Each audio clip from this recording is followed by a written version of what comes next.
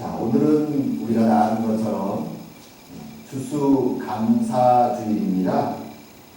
원래 추수감사주일은 그 말에 붙어있는 추수라는 그 단어가 의미하는 것처럼 1년 동안 열심히 농사를 짓고 이제 그것을 추수할 때에 하나님 앞에 감사하던 절기입니다. 그래서 미국에서는 남쪽이니까 11월 말에 추수감사주일을 드린다면 우리 캐나다는 좀 춥기 때문에 더 일찍 추수를 하기 때문에 10월 두 번째 주에 추수감사주일이 있습니다. 이런 때가 되면 이제 1년을 돌아보면서 1년의 모든 수고가 끝났기 때문에 사람들은 감사하면서 한 해를 정리하는 시기이죠. 물론 오늘날은 우리가 농사를 짓지 않기 때문에 아직도 1년에 거의 3달에 가까운 2달 반의 시간이 남아 있습니다. 하지만 한번 한 해를 돌아보는 것은 의미가 있죠. 팬데믹으로 힘들었던 시간들이었는데 여러분은 한 해를 돌아보면서 어떤 것을 감사하십니까? 감사에 대한 제목들이 어떤 것들이 떠오릅니까? 사실 이 감사라는 것은 나이에 따라 좀 다릅니다. 젊을 때는 감사의 제목들이 자신이 하는, 성취하는 것, 거기 달려있을 때가 많습니다. 그래서 결혼이라든가 출산이라든가 혹은 자신의 직장에서의 성취, 성공 이런 것들이 큰 감사의 제목이 될 때가 많습니다. 하지만 나이가 들어가면 감사의 제목은 그것보다는 무엇이 일어나기보다는 아무것도 일어나지 않는 것, 몸이 건강한 상태를 유지하는 것, 그리고 주변의 자녀들이나 모든 사람들에게 무사 편안함이 있을 때 도리어 그런 일들에 우리는 감사합니다. 이것은 사람들이 사는 일상 속에서 시간에 따라서 자연스럽게 고백되는 어떤 감사의 제목들입니다. 근데 오늘은 그런 일상적인 감사보다는 우리가 마지막 때를 살아가는 사람으로서 종말론적인 관점에서 이제 종말이 온다라는 관점에서 한번 이 감사의 제목들을 한번 생각해 보기 원합니다. 마치 오늘 본문처럼 그동안 하나님 앞에서 감사하면서 잘 살아왔는 것 같은데 갑자기 내일 이 순간 심판이 임해서 내가 하나님이 주신 거라고 믿고 감사하고 기뻐했던 많은 것들이 완전히 하루아침에 다 사라져버린다라고 생각할 때 우리는 그 순간 그 심판 앞에서 어떤 감사를 하나님께 드릴 수 있을까요? 오늘 롯이 그렇죠. 소돔성에 살아남은 유일한 의인으로서 그래도 하나님을 믿고 두려워하고 감사하고 살았던 그가 갑자기 그 앞에 닥친 이 심판의 날에 롯의 입장에서는 과연 어떤 것을 감사하고 도대체 무슨 생각으로 이 심판을 맞이하게 될까요? 오늘은 이 롯의 입장에서 한번 하나님 주신 심판과 그가 그동안 하나님께 드렸던 감사의 의미가 무엇이었는가 돌아보면서 참된 감사가 무엇일까? 그리고 마지막 때를 사는 우리들에게 있어서 감사가 무엇인가? 한번 생각해보는 시간을 갖기 원합니다. 자, 오늘 본문에 이제 소돔과 고모라의 심판, 우리가 너무나 잘 아는 내용이 등장합니다. 그런데 이 성에 사는 유일한 의인 롯은 지금 심판이 다가오는 것을 알지 못하고 있었습니다. 롯은 삼촌 아브라함과 함께 25년 동안 이 가나안 땅에 살아왔죠. 약속을 믿고 가나안에 왔고 그리고 많은 일들이 있었습니다. 그리고 삼촌과 헤어져서 요단강 동편의 땅으로 들어왔고 그곳에서 이제 소돔성으로 그 요단 동편에서 가장 화려하고 멋진 성인 소돔성을 선택해서 정착한 지가 벌써 거의 20여 년 정도 되었습니다. 처음에는 이방인이었지만 지금은 상황이 달라졌죠. 오늘 본문에 이 천사들, 보통 우리가 천사라고 말하기도 하고 하나님의 사자라고 얘기하기도 신저들이 이 성에 나타났을 때 롯은 어디에 있었는가 하면 성문에 앉아 있었습니다. 성문에. 이 성문이라는 것이 무엇인가 하면 고대 도시들에서 성문에 앉아있는 사람들은 그 성의 장로들입니다. 그래서 성에 문제가 생기면 항상 사람들은 성문 앞에 가서 장로들과 함께 그 문제를 의논했던 것이죠. 물론 이 소돔성에는 왕이 있었습니다. 하지만 이 장로들의 역할은 여전히 컸죠.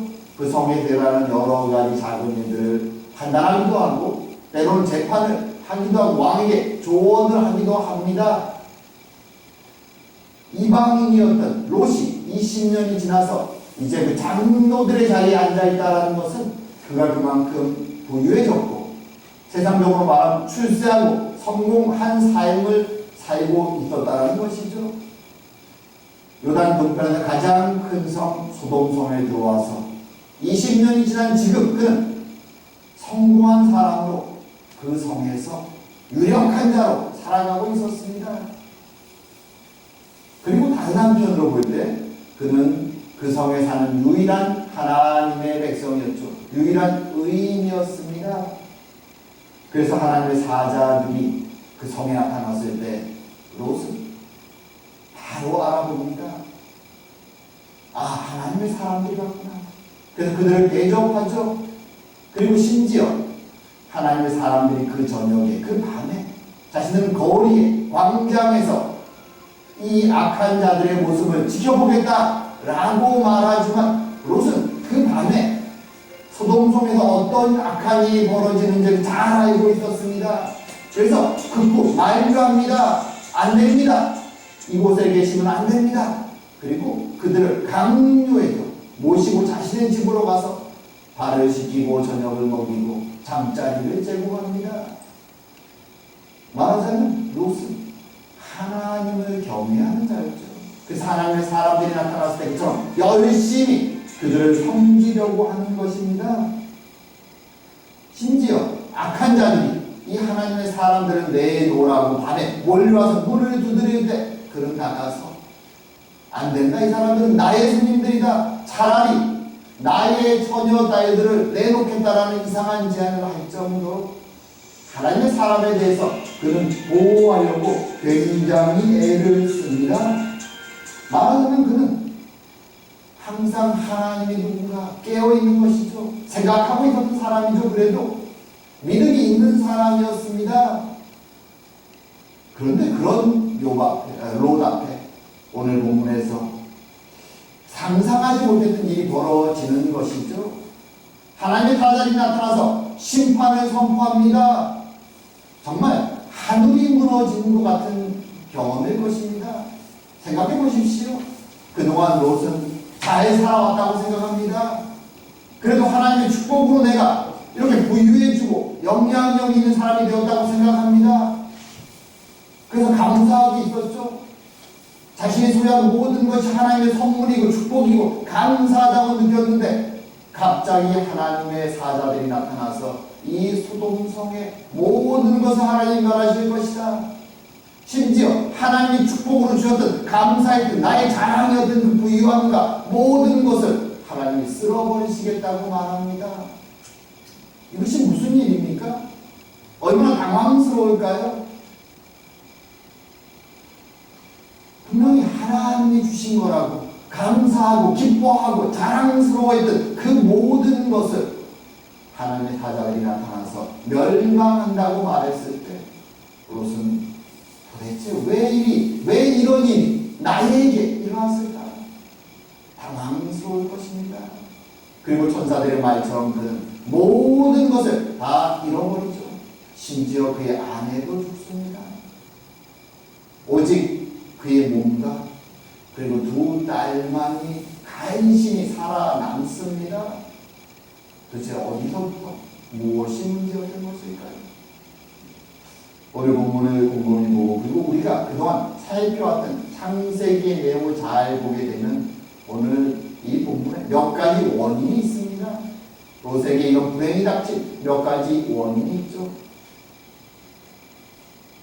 먼저는 롯이 어떤 면에서 하나님을 의식하고 살았던 그지만 자신이 지금 살고 있는 이 소돔 성이 하나님의 심판을 받아 마땅할 정도로 그렇게 악한 성이라는 것을, 물론 악인들이 살고 있다는 건 느꼈지만 하나님의 심판이 떨어질 정도로 그런 죄악의 도성이라는 것을 정말로 그렇게 심각하게 깨닫지 못하고 있었다는 것입니다. 그리고 둘째로는 그는 마치 이 소돔성을 바라보면서 자신이 애굽에 내려가서 보았던 그 화려한 문명과 같이 사모하는 마음을, 부러워하는 마음을, 소유하고 싶은 마음을 이 소돔성의 화려한 문명을 보면서 가지고 있었다는 것이죠. 그리고 그것을 선택했다는 것입니다. 롯의 선택의 문제가 있죠. 그리고 세 번째로는 그가 하나님의 백성임에도 이 악한 도동에서 의인으로서 전혀 영향력을 미치지 못하고 있었다는 것입니다. 한번 내용을 하나씩 좀 자세히 보죠. 사실 소돔과 고모라가, 물론 고모라는 좀 작은 성이고 소돔이 더 메인 큰 성입니다. 이 소돔 성이 어떤 성인지 아브라함도 알고 있었고 롯도 알고 있었습니다. 그래서 우리가 아는 것처럼 아브라함은 소돔 왕의 제안을 거절하고 그와 함께 동맹이나 어떤 관계를 맺기를 거부합니다. 왜냐하면 타락한 세상에 속해 있었기 때문에 말이죠. 하지만 롯은 그 소돔성 인근을 보면서 그것을 마치 낙원 같고 애굽 같다라고 부러워하면서 그 인근으로 삼손을 갈라서 이주해 갑니다. 그리고 마지막에는 소돔성 안으로 들어가 정착해버리고 말이죠. 비록 타락한 곳이지만 그곳에 있는 화려함을 그는 사모하고 있었던 것이죠. 그리고 본문을 잘 보게 되면 이 소돔성이 얼마나 타락한 곳인지가 잘 드러납니다. 하나님의 사자들이 이 성에 나타났을 때 롯만 이들을 본 것이 아니죠. 그 성에 있었던 사람들이 저녁이 어두워져가는 그 때에 이 사람들을 목격합니다. 하나님의 사자들, 흔히 우리가 천사라고 부르는 이들은 인간의 외모를 지니고 있었지만 탁 눈에 띄는 아름다운 모습으로 나타난 것이죠. 그래서 그 모습을 보면서 그들은 그 소돔성의 불량자들을, 그들이 어린 자든 나이 든 자든 가리지 않고 그 소문이 도시 전역에 퍼지고 그날 밤에 롯의 집으로 몰려와 그를 요구하는 것이죠. 남자든 여자든 상관없이 아름답고 뛰어난 것을 소유하고 싶고 관계하고 싶은 악인들의 추악한 모습이 여기서 드러나는 것이죠. 성적으로 타락되어 있었던 것이죠. 그들을 내놓으라고 요구를 합니다. 그리고 더 나아가서 그날 밤 롯이 심판의 메시지를 듣고 누구를 데려가야 될까 생각할 때 자신의 딸의 사위들을, 히브리어 본문으로 이들이 결혼을 이미 한 것인지 결혼을 앞두고 있는지 명확하지는 않습니다.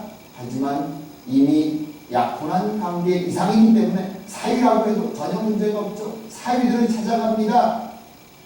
문을 두드립니다.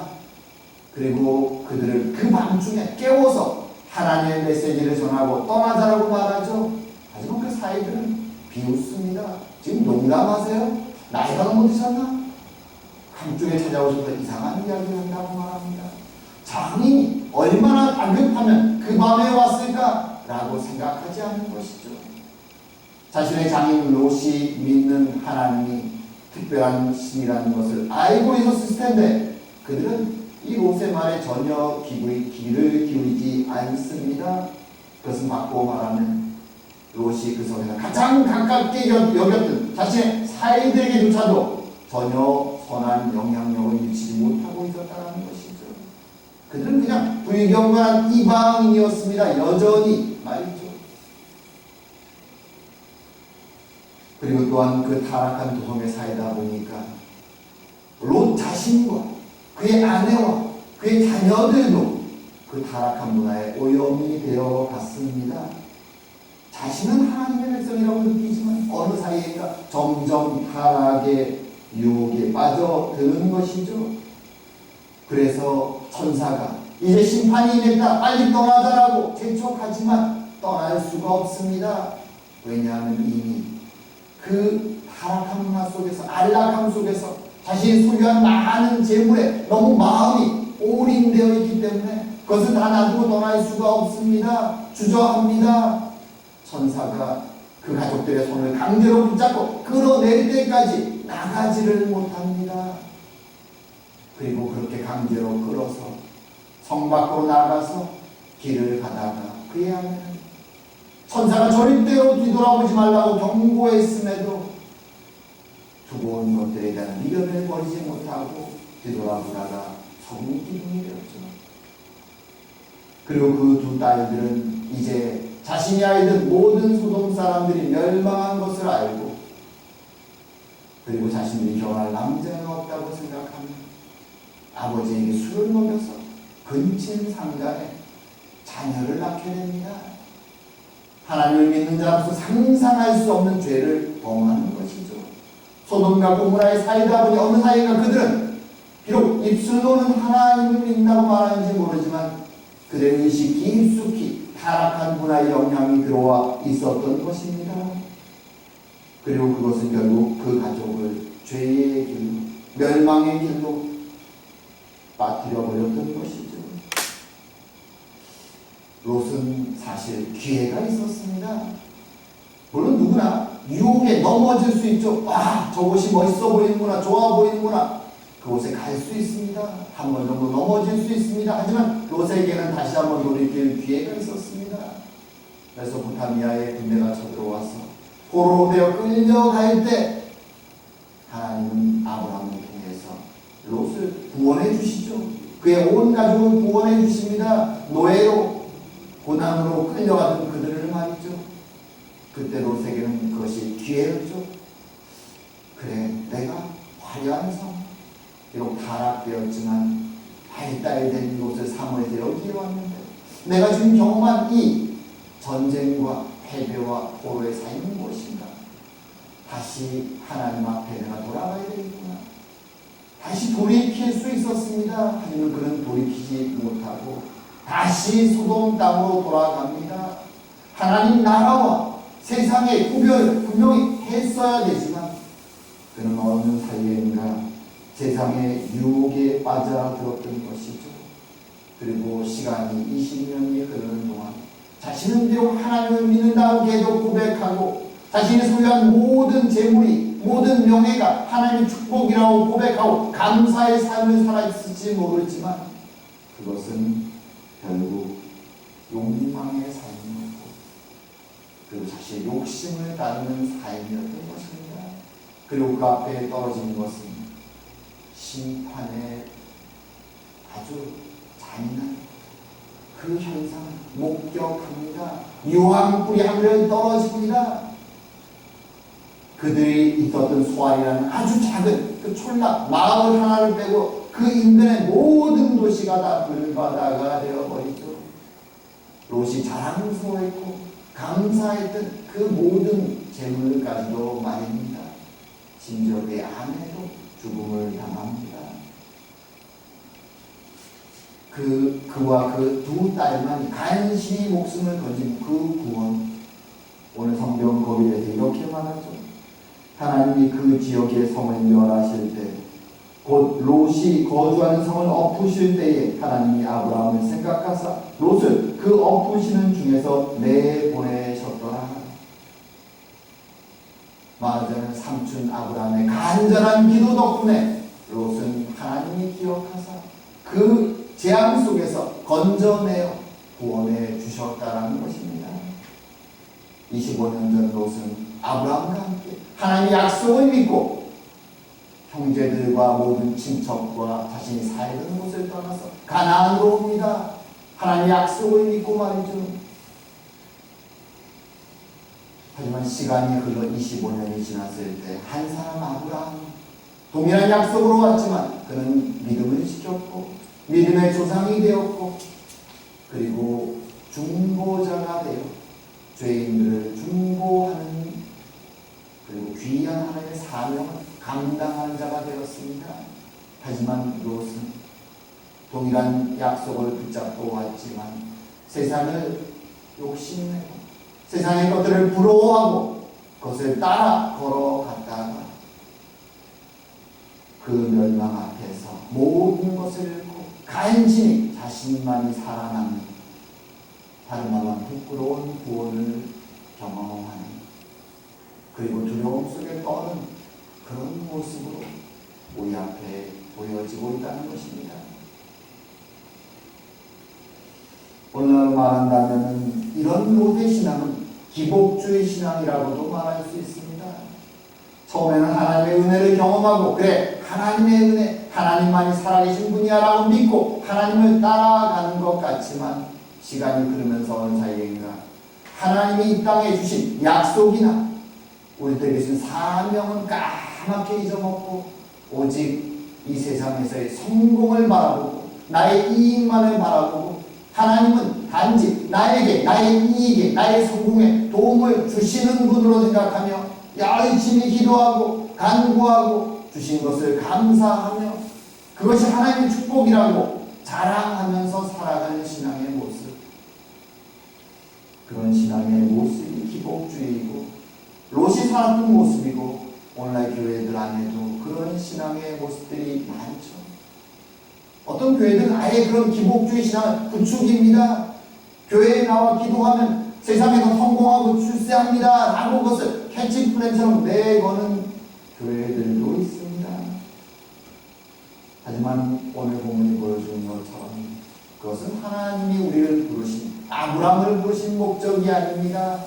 하나님이 멸망할 세상 속에서 아브라함을 부르시고 하나님의 백성들을 부르셔 약속을 주신 이유는 그 멸망하여 소망 없는 세상을 다시 구원하고 축복하시기 위한 통로로 하나님은 아브라함을 부르셨고 약속을 주셨고, 그를 통해 하나님의 나라를 세워가게 하신 것입니다.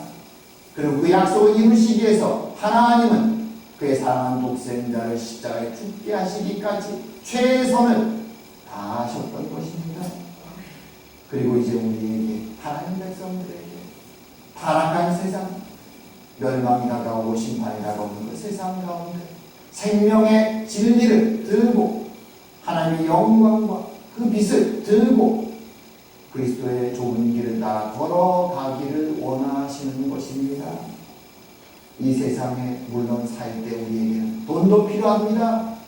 안정된 직장도 필요하고 안정된 성취도 필요합니다.